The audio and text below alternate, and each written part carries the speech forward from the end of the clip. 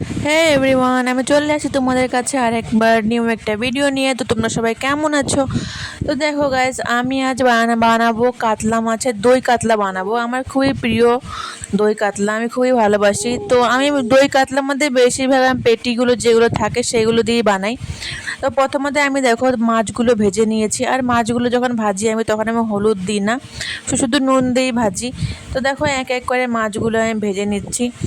আর তোমরা তোমরা সবাই কেমন আছো জানাবে, আর তোমরা যে যে আমার চ্যানেলটাকে সাবস্ক্রাইব করো না প্লিজ করে দিবে।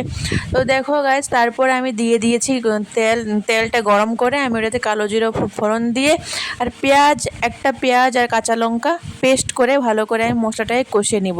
আর এখানে আমি জিরা ধনিয়া কোনো মশলাই আর দিব না।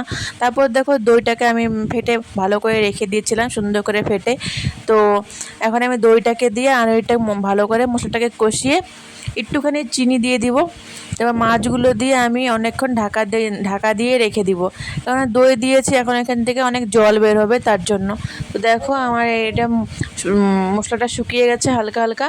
তো তারপর আমি এখানে সরষের তেল আর কাঁচা লঙ্কা চিড়ে দিয়ে দিব। তো দেখো আমার আমার দই কাতলা রেডি হয়ে গেছে। আমি এইভাবেই রান্না করি, কেমন হয়েছে তোমরা জানাবেন। ঠিক আছে, বাই।